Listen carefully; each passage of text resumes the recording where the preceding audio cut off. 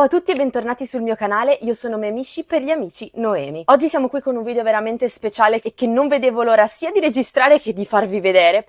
Non potete capire quanto sono contenta di questa cosa. Chi mi conosce sa che sin da quando ero un adolescente ho sempre avuto una fortissima passione e interesse per lo sciamanesimo. In generale, ho sempre letto un sacco di libri, studi antropologici, eccetera, eccetera, eccetera. È una di quelle cose di cui non mi stanco mai di imparare. E chiaramente il mio interesse non poteva che salire alle stelle quando ho scoperto che la religione nativa della Corea è una religione di stampo proprio sciamanico. È una religione veramente antichissima e in Corea, nonostante sia spesso stata vittima di pregiudizi, persecuzioni, repressioni varie, non accenna a scomparire. Oggi siamo qui proprio ad approfondire lo sciamanesimo coreano, concentrandoci però sullo sciamanesimo di Jeju. Ma non sarà la vostra Memishi a raccontarvelo, sarà un vero esperto che vive a Jeju da 15 anni e che ha dedicato anni della sua vita alla ricerca e documentazione del fenomeno dello sciamanesimo a Jeju. Il nostro ospite di oggi è Joey Rositano, un filmmaker, fotografo, scrittore, ha fatto veramente un sacco di cose. Lo sciamanesimo di Jeju ha molte caratteristiche in comune con lo sciamanesimo di tutto il resto della Corea, ma allo stesso tempo presenta alcune differenze piuttosto evidenti e oggi le vedremo tutte quante, ma ricordatevi che questa è solo la prima parte dell'intervista, infatti tra qualche giorno ne uscirà una seconda e le sorprese non sono finite. Per chi non lo sapesse, l'isola di Jeju si trova a sud della Corea e nella sua storia è sempre stata piuttosto isolata rispetto al resto del continente e quindi ha sviluppato delle tradizioni e una cultura piuttosto diverse rispetto al resto della Corea. Molti di voi Jeju l'avranno vista nei drama e avranno visto che è anche uno dei luoghi turistici più ambiti e popolari della Corea del Sud. Io ci sono stata qualche giorno ed è veramente veramente bellissima e spero di poterci tornare per più tempo perché ci sono veramente tantissime cose da vedere e da scoprire e anche tanto cibo buono da mangiare. Parlando di Joey Rositano, andatevi a vedere il suo documentario Spirits, trovate tutti i link in descrizione al suo sito, al suo YouTube e trovate tutti i link delle clip che ho inserito all'interno di questo video. Vi inserirò anche tutti i link ai libri che ho citato all'interno del video per chi fosse interessato ad approfondire l'argomento, insieme ad altri libri a tema sciamanesimo che ho letto e che ho trovato particolarmente interessanti. Prima di iniziare lasciate un mi piace, iscrivetevi al canale e vi invito a condividere questa intervista con tutti coloro che sono appassionati di Corea, di tradizioni del mondo, folklore, antropologia, etnologia, tutto quello che volete. Non ci sono molti materiali in italiano su questo argomento e spero che questo video possa essere utile a tutti coloro che sono interessati all'argomento dello sciamanesimo coreano, ma che magari non sanno l'inglese, non sanno come trovare le informazioni, eccetera, eccetera. E quindi niente, la smetto di sproloquiare, facciamo partire l'intervista, lasciamo la parola all'esperto e noi ci vediamo a fine video.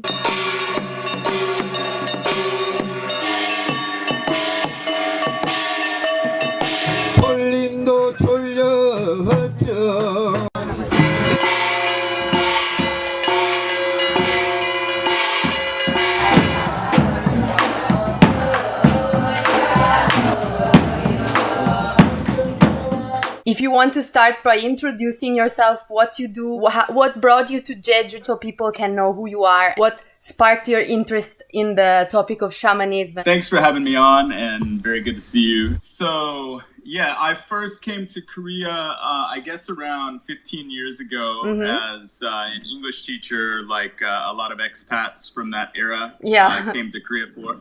And there were very few young people or students at the time, just a couple popping around, and not too many foreign people on Jeju Island where I live. So I came here, I was living in Europe before, working for a tourism company, and I just had an opportunity to come to Korea. And I had one day to decide to take the job.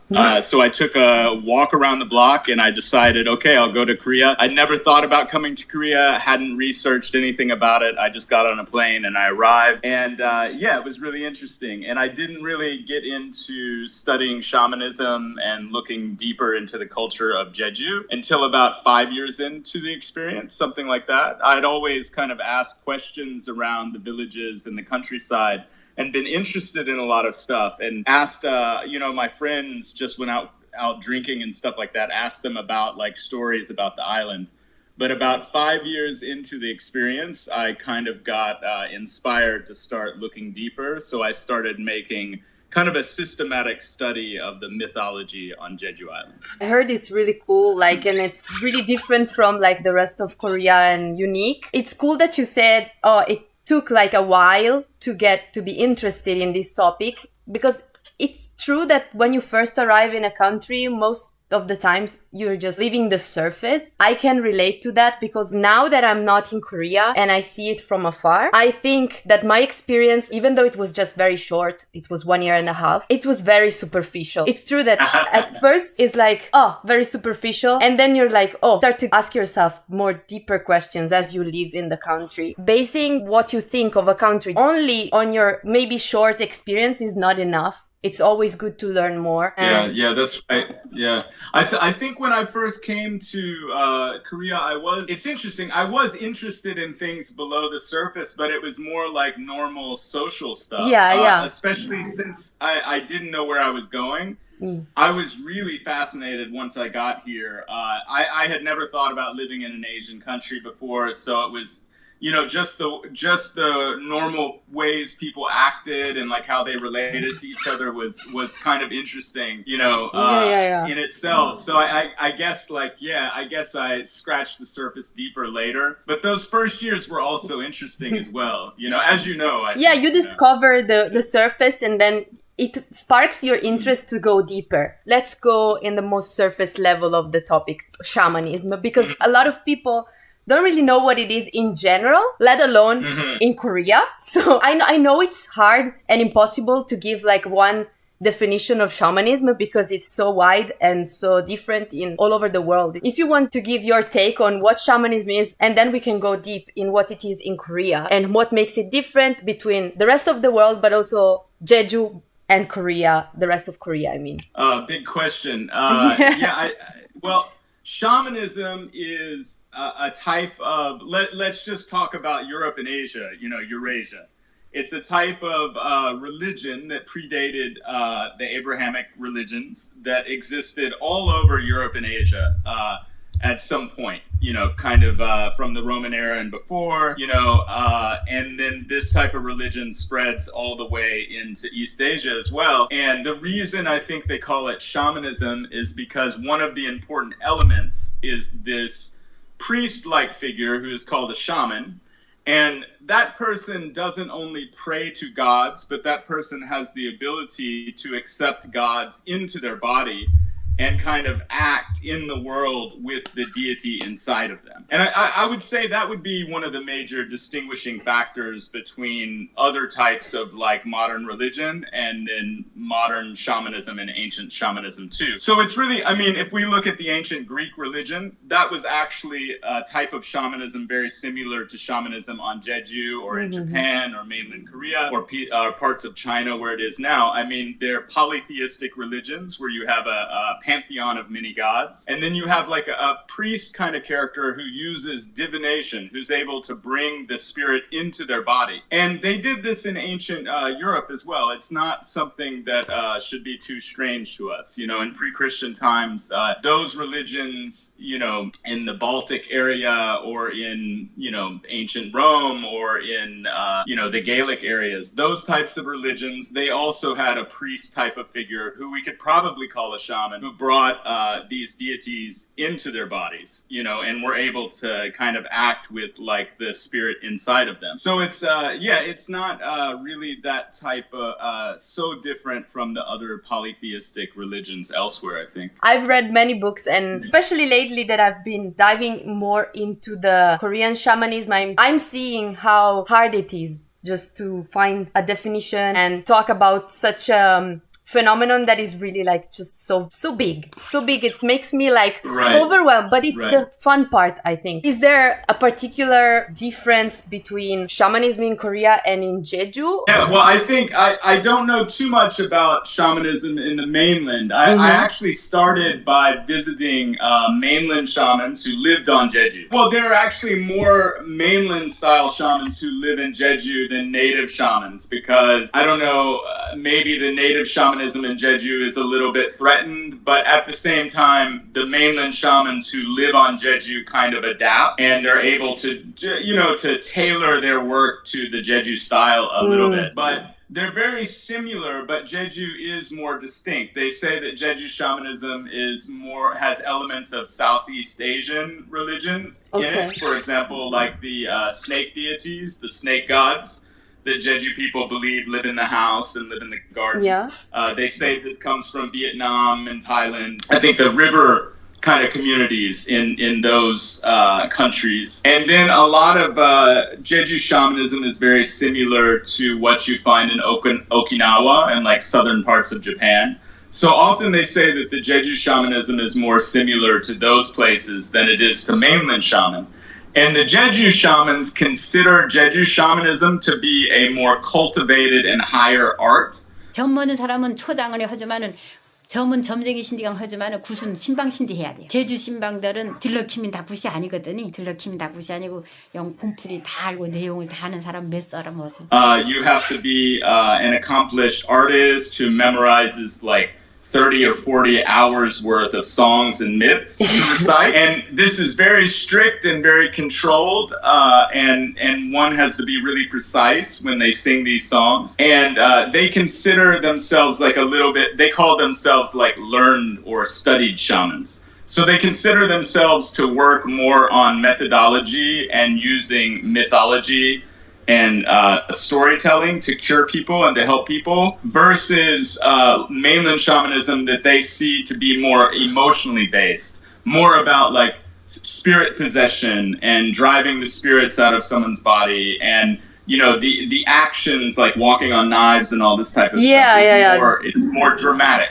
But that's also a stereotype that Jeju shamans are using about the mainland shamans, because the Jeju shamans don't, they're also kind of putting their shamanism up high. Okay, they're a little bit prejudiced. They're a little bit prejudiced because... So there's also prejudice between shamans. That's really interesting. I think so, of course, yeah. I was at a ceremony, a shamanic ceremony once, where there was Jeju shamans and mainland shamans performing next to each other. And the Jeju shamans were listening to the ritual next door, and there was lots of screaming and crying and emotion. And they were laughing about it, and they were telling me, we don't do that on Jeju. It's too intense. Too dramatic.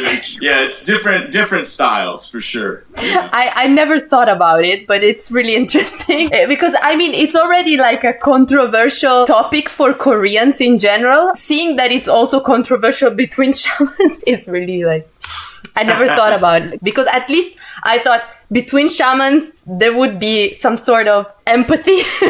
Well, there's a lot of competition in Jeju. Also, yeah, because it's also a business, so it makes sense. Often, there might be some empathy, but there's often a lot of tension as well. Yeah, because I mean, it's business after all. Also, besides the spirituality, there's also the business part, which I think is the most controversial part. That makes a lot of Koreans being afraid of that topic. Well, I can tell you something about that might be interesting about Jeju. The difference between the kind of shamans that come from the mainland and they set up a small workshop versus the Jeju village shaman is the Jeju village shaman is from a lineage of people, from their grandparents to their parents to them. Okay. And that lineage has always been the shamans in the village, that family lineage. So the family lineage in the village is very much tied to the village. And they can't cheat people because the villagers kind of police and control what the shaman does. The shaman is a very powerful and influential figure, but they also have a lot of responsibility towards the people who are in the village because they're the same people all the time. Mm-hmm. But like in the city where a shaman sets up a shop, they don't have any type of long-lasting relationship with the people there. So people come and they go, and they're not really obligated to perform any type of service or to be fair to the community. So there you run into a lot of problems with the money stuff. Oh yeah, I understand. Makes sense. Yeah. 고향에도 또 나가 욕심 부리면 안 되거든. 응? 그뒤 하는 양, 그 단골들 하는 양 하니까 날 좋아 생각하거든. 예, 월정에서 날 막 필요로 해요. 예, 그냥 서로게 서로 돌보면 서로 사는 거니까. To be a Jeju shaman's more like being a village Catholic priest or something. Yeah, it's more like part of the community. They're part of the community. Mm-mm. Which I think it fits more into the normal definition of shaman in the other parts of the world, where he's like more a figure that is important for the community. But I also read in other books that normally in Korea, they're not seen as someone to look up to, but just like some kind of outcast thing. So I was also curious to see if in Jeju they were considered differently or higher than what I've read in the books. Yeah, the shamans in a Jeju village are famous in their villages, and they're very well loved, and everyone knows that they're the shaman, and there's no shame about it. And at school you can say my mom's the shaman, and everybody knows it. And it's not everyone in the village, the shaman has been in their house for at least once or twice a year for funerals, rituals, house christenings. I mean, the shaman is kind of a normal person, but they're also like a celebrated person.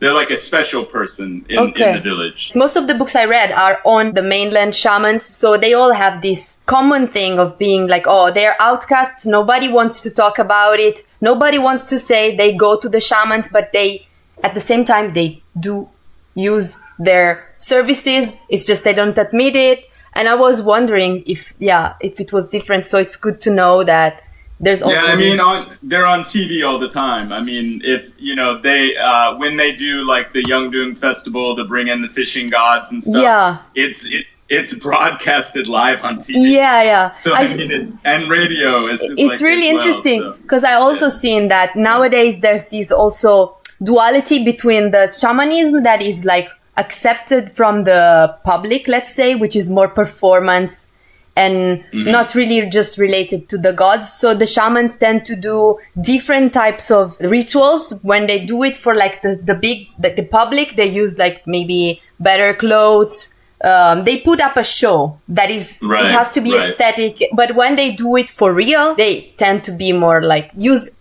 different clothes, maybe more used ones, but they cherish more. So there's also this duality on shamanism, which is the one they show on TV and the actual one that you see in the villages or privately, let's say. The village, the real shamanism is so much better than the show. It's so much, the music is so beautiful, and it really is like, there's no reason on Jeju anyway to make a show out of it, because the original stuff is actually better.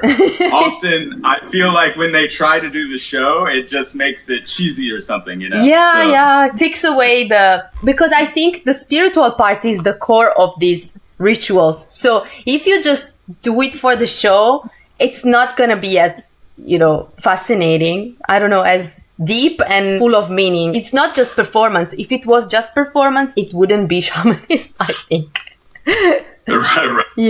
Right. And I was also curious, in fact, to ask you, when you approach this type of rituals and research, if you tend to have a more like skeptical attitude, or you also keep in mind the spiritual part and you get like transported by the fascination of what it represents. Right now, I'm more skeptical in general towards these type of things. But I'm also very like fascinated. And in the past, I was more spiritual person. So I was wondering, what is your take when you approach these type of things? when you say in the past you were more spiritual, do you mean like as a Catholic, or as in what way? When I was a teenager, I was a metalhead. I was going to a lot of concerts, so I naturally dove into the esoteric world and witchcraft, and like I used to go to a lot of pagan festivals, Celtic festivals that were actually religious, and I was very fascinated by paganism in general. Like I really did the rituals myself, and I shifted in the past years because I realized that what I was looking for when I was reading about these things was not the actual answers like, oh, does witchcraft exist or not? I just wanted to explore it in a more like anthropological point of view. And also I didn't like the attitude of people into these type of things. To give you an example that for me was mind-blowing at that time, was that I started being into shamanism, and I was reading the anthropological studies on shamanism, and they were saying, like, for example, how important it is for a shaman to get their drum in Siberia, for example. Like having their own drum is a whole process. They have to go in a trance, do some research to find out which tree and they had to cut and which animal they had to kill. It was very specific. And then you go to these places and you see like the dude coming to you like, I'm a shaman, buy my drums. in the and you're in the festival. Yeah, right. It's like I couldn't stand it. So now I'm like, yeah, fascinated, but also don't trust the people who claim certain things, like I have powers, I see the spirits. I don't know. I try to be more rational. Yeah. So I was wondering about you. Well, it's interesting what you observed, and I agree with you. And I think that first of all, to be a shaman in the sense that a Jeju Island shaman is a shaman, it's a very, very difficult job, and you're basically kind of being a psychological counselor for all of the village. So it's very, very demanding, and you have to memorize the specific steps in a ritual, and you have to memorize these myths, which is an amazing undertaking that's just mind-blowing and hard to understand how they're able to do it. And so many other things, and they have so many responsibilities. And, you know, it's not something, most of them have some regret about. It wasn't their choice. They were chosen as a child in most cases. And they both love it, and they both find it very difficult at the same time, in my experience, you know. And I know the type of charismatic person you're talking about who's trying to sell you something. Yeah. And yeah, I don't, you know, it's different here. And I thought a good sign for like a religion that's really embedded and meaningful in a society. I think it's important for the religion to function for all age groups, right? From like young to elderly. And often you have younger people who embrace it, and then older people who fall away from it, or a lot of times younger people who don't embrace it, and then when they're older, they find that their myths and that their tradition is important to them. We've all seen this, like in our countries, right, in our societies. But I think a good sign is, if you have a shamanic religion or a religion, I think it's the real thing if the children don't want to go. If the children are bored by it, and they're like, oh, why are you dragging me to the church? Or on Jeju, why are you dragging me to the sacred tree? Why are you dragging me to the sacred cave? This is so boring. I want to go play. I think that's a good sign, right? Because it means that the religion is a little bit more serious on a lot of levels. Yeah, I'm impressed by neo-paganism, though, because often when I saw their rituals, I was shocked how accurate they you know, the way that they make offerings, and they do have a sense that mythology is involved. Yeah. They don't seem to be very strict about that and put the work in, you know? I mean, they kind of list different gods and traditions, but I don't think that they put a lot of work usually into creating like a liturgy for like their ceremony or whatever. In some cases they have, but it is the concepts that they pull over. It's pretty impressive that they've been able to kind of resurrect these, you know, dead or disappeared religions. But for me, it is a spiritual thing for sure. It's I approach it in an anthropological way, but it tells me everything about what religion means to humans and like why we have these different things. And the closer I get to Jeju shamanism, I think the closer I can get to the roots of some of our spiritual practices in the West as well. So, and I feel like it's very, very beautiful, and I feel like these elements of shamanism are profoundly human, you know, and that's a beautiful thing. Yeah, it's always good, I think, to keep an open mind anyway. Like, I think I would approach it in the same way. Like, even though I try to analyze it, I would want to understand it also from a spiritual point of view. It doesn't mean that now that I am like this, I don't think that all of the experiences I've had when I was into the esoteric world, neo-paganism and whatever, were just completely useless. I really feel like I felt more connected, even from a creative point of view. It was more like I was constantly thinking and creating ideas and having very cool dreams all of the time. And now my dreams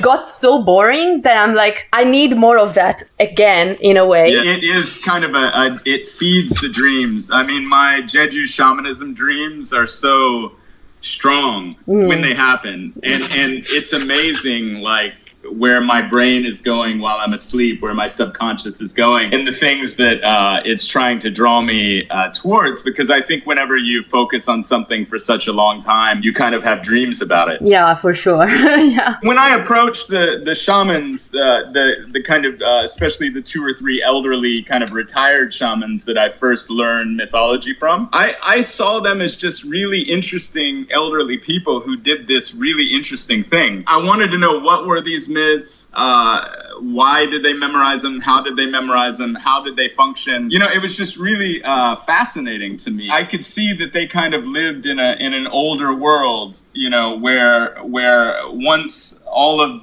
the people, you know, before major world religions, now everybody used to be in that world, you know, so it was really interesting to kind of just dig into their minds and like see who they were and why they did this thing. The main question that I feel is really interesting is about the mythology. I think we've already said it a little bit, but if you want to go deeper on who are the gods, because I've read that there's so many and they change all of the time, and every village has its own. I was wondering what type of gods they are. Yeah, amazing question. And so I kind of see it in layers or hierarchies, which is what the shamans told me as well. So on Jeju, there are different types of myths and there are different types of gods as well. And at the top are the gods who are the gods of all Jeju Island. And this is a pantheon. The goddess of farming, you know, the goddess of fate, Yeongjingu grandmother, who's kind of the highest heavenly goddess, who's kind of associated with childbirth. The sky god, who is the highest god that resembles more of like the Christian god, you know, who is this kind of general type of character and kind of a little bit macho and but a competent ruler. Then there's a little star and big star, the ruler of our world and the ruler of the underworld. And one of the reasons that our world is so confusing and complex is because the two of them were switched. You know, the ruler of the human world and the ruler of the afterlife are supposed to be the opposite. So the more competent one is not with us, he's in the underworld. So that's kind of the origin of why the world is so messy and why there's bad people and bad things happening. I want to draw all of them. I did draw them once. I drew this big poster of them at one point. And anyway, so there's this like pantheon that would be recognizable to Western people with like the Gaelic pantheon or like the Greek pantheon, Roman pantheon. Those type of gods. Then the next level down are the gods who control each village, who function in each village. And each village has a shamanic shrine. Usually there's a sacred tree in the shamanic shrine, or a sacred cave, or a rock, or some feature in the landscape. And there's a shrine there, and one god or several gods will live within the village. And those gods also have their own myths that the shamans will sing. And those gods protect the village, and they each have different purposes. Like one goddess might be to help people with who have some particular type of disease. One god might be there because you know, someone is having trouble with childbirth. Another god might be there because someone wants to just empty out the emotions that they're feeling and have you know, someone to have feedback with to like just let out like everything that's weighing them down. You know, so all of these gods, and if you're on Jeju, you can visit these shrines in each village, and if you talk to the old people, you can say, hey, tell me who your village gods are. And they can tell you each one, and they can also tell you the mythology, which is amazing. So cool. So each god's like origin story, like how did the god... It's so cool. It's so cool. And this is why I got interested in it, because I just thought, more than anything else, I thought that was amazing. You know? It's really unique. Yeah, it's really unique. And it's a lot of fun because you can ask the old people to take you to the sacred place, because they're really proud of this as well. So they usually take you there and explain everything to you. And if you meet the shaman can sing the myth to you in the original Jeju dialect and with the music, and it's really amazing. 산진물은 국내신의 손발 시듯 물 은하동에 둘러바다 부정 만나는 듯합니다. 이물은 나려버려 땅나구령. Yeah. That's really, really cool. So below that, those are two levels. The higher pantheon, you have the shrine gods in the village.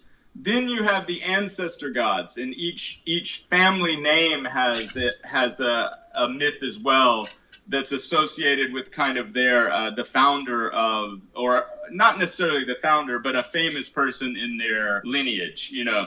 So that's another level. And those are the 3 levels of myths. And then I myself have added a 4th level, and that is myths of the miracles that have happened in the village related to the gods. Okay. So like when you have like the shrine, you have the shrine god who lives in the shrine, and they have their own myths.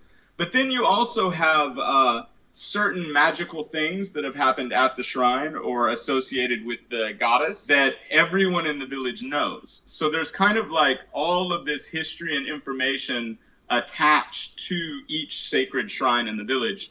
So it's much richer than just like the one myth. There are so many like stories, and that 4th category kind of change over time, depending, what is in living memory and what is not, that type of thing. I would die to listen to all of these stories, actually. How many times have you been to this type of shamanic rituals? And what are the best experiences that you've witnessed and craziest things? I'm curious about also like your personal experience touching the spiritual world in this way and being close to it. And if you witnessed something special or unexplainable. I always had to be, especially the first year or 2 that I went to these rituals at these shamanic shrines in the countryside in Jeju. It was kind of before there was a lot of tourism too, so the villages were more remote. And I would go at 3 a.m. or 4 a.m. In the morning to go for like the beginning of the ritual, and I would be alone in the dark in this strange place waiting, and I would always make sure I was there first so I could be there when the first people came. And that experience was it was so crazy because I didn't know what to expect. And yeah, those times were quite mystical because like a lot of times I'm alone in the forest. I didn't know if I'm in the right place, but then I find the sacred tree that has like the papers hanging down from it and the prayer cloth and offerings. And I'm like, okay, I'm here. I found it. And then little by little, the old people would start showing up with their like baskets and their candles, and it's a taboo to say anything to each other when you first come to a shrine, so you can't say hello. Okay. So that means you're sitting there in silence and all these people are coming in. And then the shaman would come in and the shaman would start drumming and singing the myths, which is what they do at the beginning of the ceremony. And this was just like a very mystical experience for me, for sure, And the first one I ever went to was inside of a cave. So I waited inside of a cave for these people to come. And yeah, it was pretty wild. And yeah, I think the first time that I went to a particularly like intense ceremony, I almost like fell down because the music was so intoxicating and foreign, and it disorientated me. I thought like, oh my God, don't fall down. All these people are gonna watch like this foreign guy here, And so the whole atmosphere was pretty sacred. I can think of a funny story. There was this old shaman named Grandmother O that I used to visit. Grandma O was really nice to me, and she recited like the whole canon of Jeju myths to me over some weeks and time, and she was very patient and taught me so many things. And so one day I knew she was having a shrine ceremony, so I went to her shrine early in the morning, and it was in this kind of a small building. And I went inside of this small building, and there were 6 or 7 old Jeju grandmothers sitting there, but it was very dark in this place, and none of them could see very well. Okay. So I was like sitting amongst them, and they didn't know that a foreigner was there with them. So after like an hour or 2, I noticed this one woman was like looking at me and squinting. And finally she said, "There's an American here," and then Grandma O wasn't looking at me because she was singing the myths away from me, face towards the altar.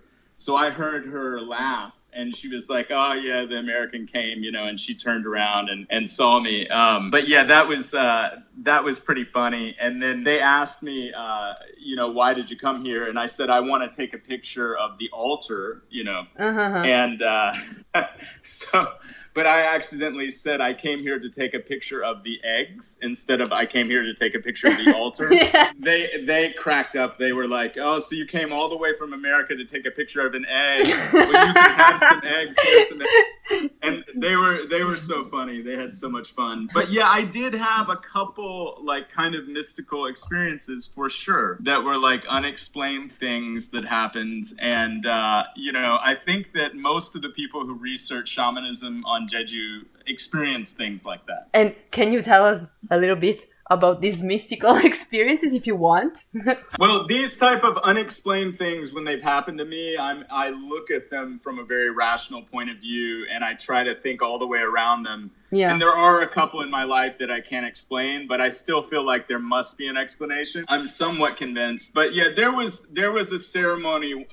So there's a village called Wasan in Jeju. And in Wasan, the shrine there's a little bit different than other shrines. There's a rock there, a large stone that's kind of this mysterious stone. And the villagers think that this grandmother goddess lives inside of the stone. They kind of compare her to the buldo grandmother, which is like the kind of, the woman who puts the fire in your belly to have a baby, like the life giver goddess. Okay. You know? And so I was at that ceremony, and after the ceremony was finished, I walked back on this country road that was pretty far from the village, and I was alone. And as I walked by, there was this old woman sitting on the side of the road, all in white, not really hanbok, more like Western style clothes. Okay. And all in white, and she had a white pearl necklace on, and everything that she was wearing was white, and it was really exquisite, you know. I mean, it was unbelievable. I'd never seen a person in Jeju dressed like this, especially someone who seemed to be like 100 years old. I mean, she was really old. And I was walking by her, and she wouldn't really talk to me when I tried to talk to her. It was just so out of place. I had the feeling like this is the buldo, like she's here. I tried to take a picture of her, but I couldn't. I physically could. You know, you hear these stories about like alien encounters and stuff like that. Yeah. And people are like, I wanted to take a picture, but it's not that I couldn't do it. I could, but I couldn't. Like something was stopping me. Yeah. I had that type of feeling, like I just couldn't do it. And, eventually I walked away and never saw her again. Yeah. But it was, it was probably just like a real woman sitting there. But sometimes the timing of events It's are just really mysterious. Yeah, I understand. Because one of the experiences I've had, kind of similar in a way, there's a place near where I live. Now it's really, really popular. In weekends, you cannot walk there. It's literally one of the most popular trails in my town. But back like 10 years ago or so, it wasn't as popular as it is now. So I used to go in the afternoons anytime to just take a walk there. And one time I went with my mom's ex-boyfriend. Right. But right at the beginning of the trail, there was a big house that was some kind of vacation house for like groups of people that was abandoned. Now they just destroyed it. And I was going back, and in front of this house, there was like a gate. It was completely locked. I was walking, and I turned, and there was this man in the garden wearing some kind of robe. It was very distinct. It was not like some kind of homeless person that maybe was living there. I looked at him, and at first I didn't really think much of it. I just kept walking, but like 2 seconds later I was like, wait, what? And I stepped back. I literally just went backwards for like 2 or 3 steps, and he was gone. And I was like, wow. I asked my mom's ex-boyfriend, I was like, did you see that man? And he was like, yes. And I said, it's gone. He's not there anymore. Maybe I just didn't see him. Maybe he went in somewhere, but the gate was locked and the house was locked too, like all of the doors. Yeah, and okay, so this type of thing, it may not seem like a serious matter, but I think if you study shamanism and these like polytheistic traditional religions like Jeju shamanism, we can see that we need to take these things seriously.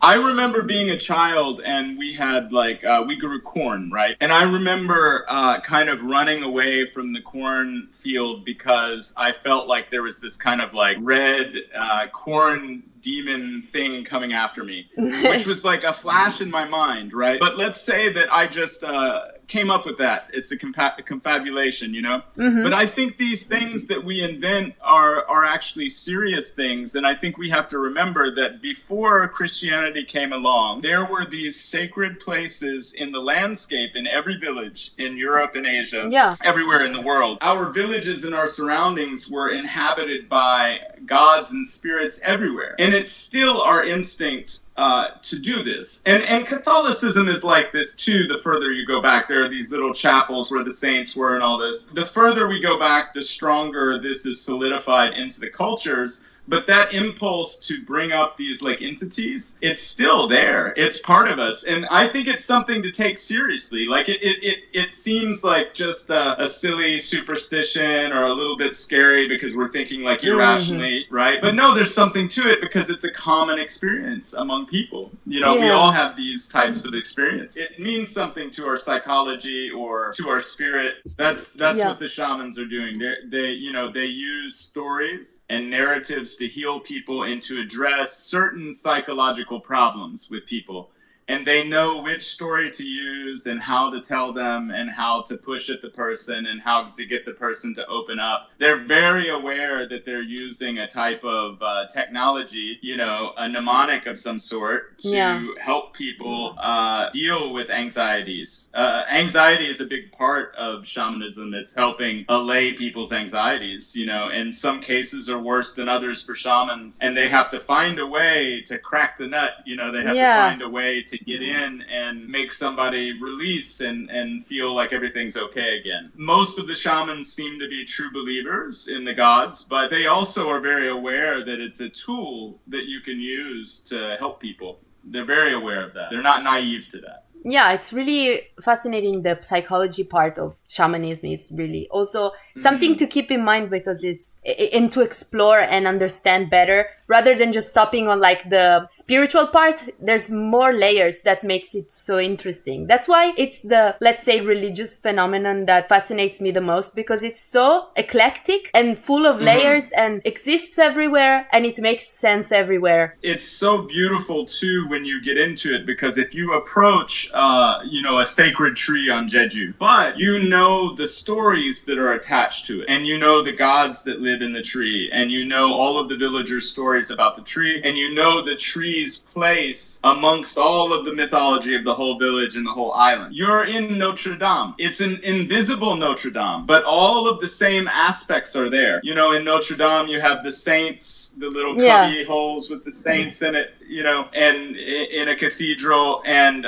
it's the same around the shamanic shrine tree. You have little altars for all of the different famous deities and ancestors from the village, and they all have their own kind of hagiography, just like in Catholicism. And all of the elements of like the modern religion are all around that tree as well. But it looks just like a tree to us, but to a shaman or to a person who's a believer, all of the elements that we see in the beautiful architecture of a cathedral are there. They're just spoken. They're spoken. They're not built in stone usually. They're myths, you know, they're told orally from person to person. But it's just as complex. It's very complex and it's a very beautiful construction and very mysterious too. It seems like something so exotic if you think about shamanism, but then you think again about our own mythology and there's for sure like something in common. And like even just the tree part, like the trees, we still do it. Like even here, like in Italy, there's trees that are monuments and have a meaning and have a history. And you maybe go on a trail just to see those trees.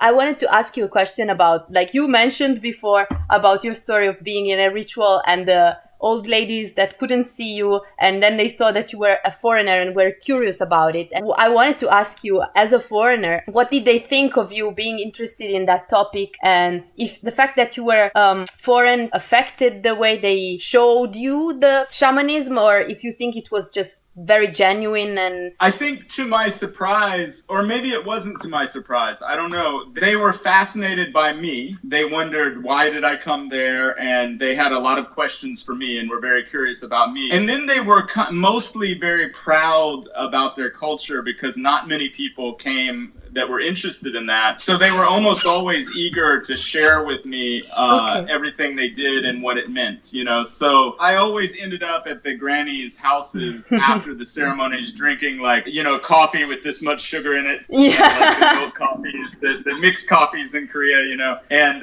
you know, and they would invite me over and tell me more stories and stuff. So, yeah, they embraced me. Sometimes they, especially the men, wanted to make sure sure that they did the ceremony perfectly because that outsider was there. Okay. So they would like go home and bring back like fancy clothes to wear, whereas normally they do the ceremony in regular clothes. Yeah. It would happen a couple times, or they would often express to me, oh, you should have come 20 years ago because 20 years ago, you know, the ceremony lasted 3 days and it had all these things and it's a shame you can't see it how it was back then. And so it was more like most of the time they didn't change anything because like generally if you're in a foreign place and you show up as like a single person there, they generally don't change much. They just kind of go along with what they do and you're kind of left there to catch up. And there's always like someone who's more open-minded who will explain to you what's happening, you know, and like help you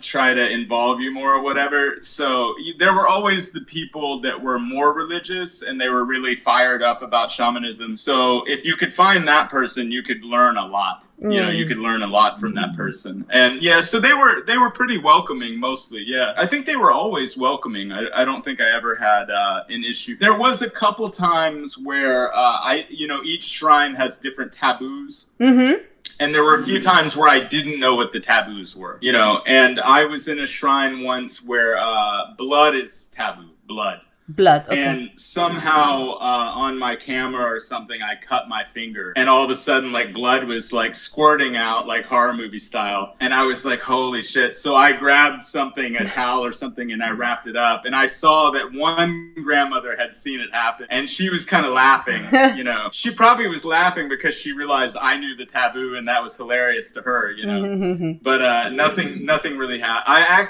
Once I almost accidentally killed a sacrificial chicken before they sacrificed it, and that was the worst moment.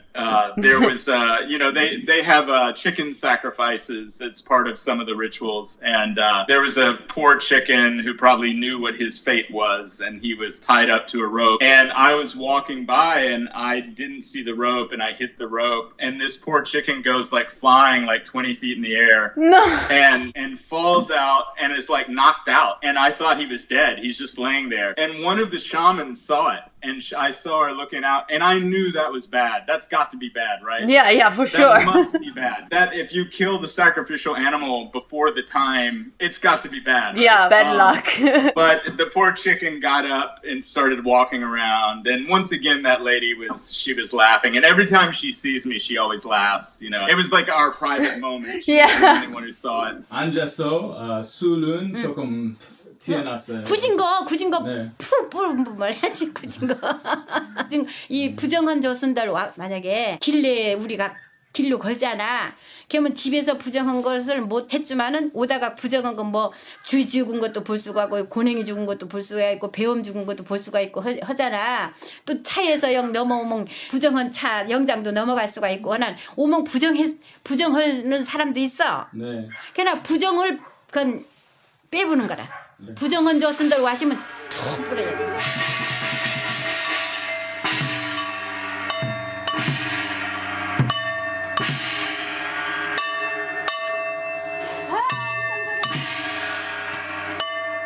For the most part, I was accepted, you know, and kind of they expected me to show up and participate. And if I had any issues, it was always with like Korean researchers, you know, or like people who had like they're very competitive, you know, and like they. I literally just finished reading this book, like the cultural paradox, Korean shamanism. Yeah, this one I really liked it, and it's written by a Korean. He always has something to say about the others' researches. He has a lot of beef with Laurel Kendall. And for her research, the famous American, I think, or Canadian. Exactly, because she is, you know, like American, so she has this experience and fascination that just comes from her exotic view of this phenomenon. I mean, he likes some part of it, but also at the same time critiques a lot of her research, which is it's good to have like a Korean point of view, and also he has a lot of that experience of him being discriminated by Koreans because he was doing this type of research and they would tell him, why are you researching such a topic? It's so controversial. It's just, you know, you're going into something that just brings back bad luck. Why are you interested in this? So that's why I asked you this question, because I was like, how were you perceived? But he saw its value. Now, when I first started researching shamanism, it was a lot different than it was now. People who were from outside of the community, who weren't from the small villages, they said, oh, that doesn't exist anymore. Why would you study that? That's superstition. That's not good. You know, that's improper. But the people in Jeju City who grew up in the countryside or have family in the countryside, they don't look at it that way at all. I mean, to them, it's an important part of their culture.